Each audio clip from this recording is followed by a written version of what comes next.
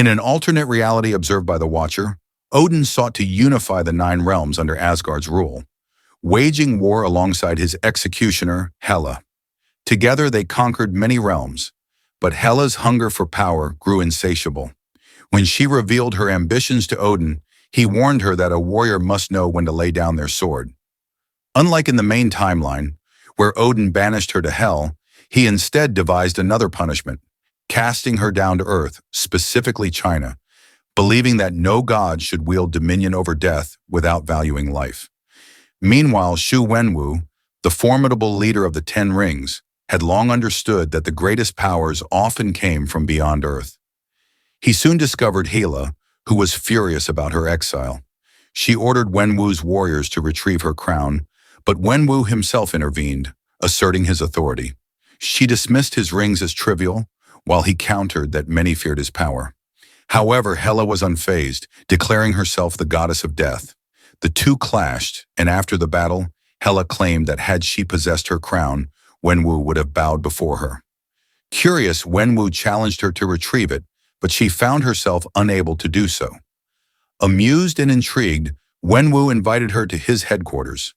At the 10 Rings compound, Wenwu offered Hela dinner, which she accepted, remarking that she had endured worse forms of suffering. Wenwu commented on her red dress, explaining that red symbolized fortune and was worn by brides, prompting Hela to scoff at the idea of marriage. He clarified that he wasn't proposing, but rather seeking an alliance, recognizing the fighter within her. Hela reflected on how Odin once nurtured her strength, only to label her a monster when her ambitions surpassed his own. Wenwu assured her that he was not Odin, and that his power was a gift he both received and gave back to the world. He spoke of Earth's looming threats and how they could protect it together. Just as he leaned in to kiss her, Hela used the moment to knock him unconscious, quipping that he looked more handsome that way before making her escape. Fleeing through the 10 Rings stables, Hela encountered Morris, the strange winged creature, and followed him into the mystical forest. Despite her skepticism, she followed his lead, only to be ambushed by Giai from Talo, causing her to vanish from Heimdall's sight. After regaining consciousness, Hela learned that Talo's council was well aware of her identity, thanks to Morris. She was intrigued by their realm's magic, but Giai informed her that Talo served as a barrier against underworld threats like her. Assuring them she meant no harm, Hela admitted her true enemies were Odin, Frigga, and Wenwu. However, when she attempted to summon her power, she failed. Giai advised her that darkness could not be fought with more darkness, only with light. Inspired, Hela requested training in Talo's techniques. While Giai considered it, another warrior, Shunyuan, questioned why they should help her. Hela echoed Giai's own words, which convinced them to begin her training at sunrise. Back in Asgard, Heimdall admitted to Odin that Hela had disappeared from his sight, leading Odin to suspect she was dead, or that a power great enough to rival the gods had taken hold of Midgard. Odin worried that if such strength existed among humans, Asgard's era of peace would soon end. During her training, Hela had visions of her past, realizing the depth of her father's influence over her. When she sensed Odin approaching Earth, she donned Talo's dragon-scale armor, preparing to confront him. Giai warned her that her training was incomplete, but Hela insisted she could not stand by while Odin ravaged Midgard in her name. Giai reminded her that Talo were guardians, not warriors, to which Hela responded that without battle, she was nothing. Determined to forge her own destiny, she departed, even if it meant facing Odin alone.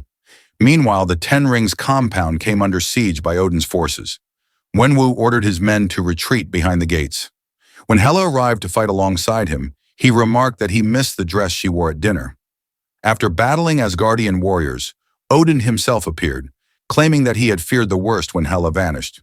He declared that he had come to avenge her name, but she remained skeptical, accusing him of seeking the 10 Rings for himself. Odin dismissed Wenwu, stating that such power did not belong in mortal hands, and demanded that Hela return to his side so they could bring Midgard under their protection. Hela refused, ordering him to leave and never return. When Odin commanded her to obey, she lashed out, reminding him that he had abandoned his sword, his throne, and, most of all, his daughter. She declared that she would no longer be a pawn in his conquests. Odin belittled her, saying that without her crown, she was nothing. But Hela, now stronger and wiser, declared that she was not alone. She and Wenwu prepared to separate Odin from Gungnir, his weapon. Using their combined strength, they deflected his attacks. When Odin expressed confusion at her newfound power, Hela revealed that Jia had taught her an invaluable lesson, that only light could drive away darkness. Wenwu vowed that they were there to prove that truth. At the climax of their battle, Hela regained her full strength and overpowered Odin. Defeated, Odin admitted that he had exiled her to Earth so she might grow and evolve, but she had surpassed even his greatest expectations.